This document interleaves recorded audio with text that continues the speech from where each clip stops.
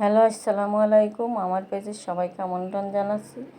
আমি আজকে সহজে ঘরোয়া উপায়ে ঘরে থাকা উপকরণ দিয়ে যেগুলো বাড়িতে যে উপকরণগুলো থাকে সেগুলো দিয়েই কাঁচা আলুর চপ তৈরি করব। তা আমি একটি বাটিতে 1.5 চামচ পরিমাণ বেসন নিয়েছি, হলুদ, লবণ পরিমাণ মতো, আর শুকনো মরিচের গুঁড়া নিয়েছি, আর বেকিং সোডা নিয়েছি। এবার এগুলো ভালো করে মিক্সড করে অল্প অল্প পানি দিয়ে ব্যাটারটা মাখিয়ে নিতে হবে। একবারে বেশি পানি দেওয়া যাবে না।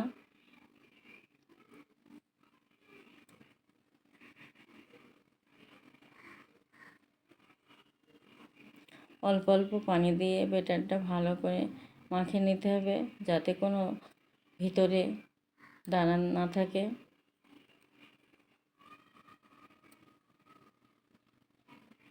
এটা বেশি পাতলাও হবে না, বেশি ঘনও হবে না। তো আমি আরেকটু পানি দিয়ে আরেকটু মাখিয়ে নেব।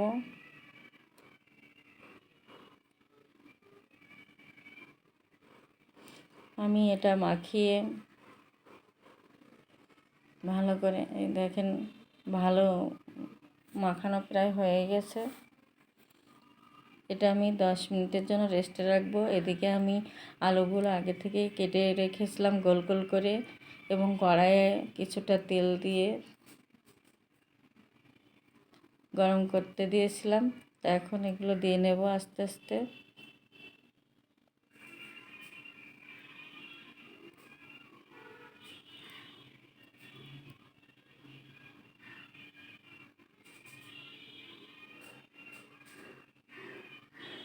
আমার এক পাশ হয়ে গেছে, এগুলো আমি উল্টে দেব।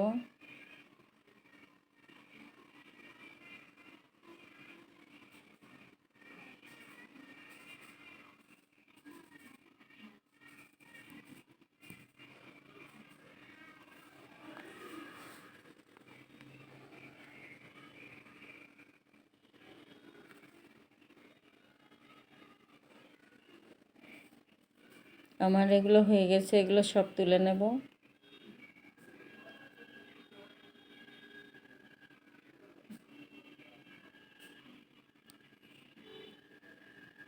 এভাবে আমি সবগুলো দিয়ে ভেজে নেব প্যানে দিয়ে।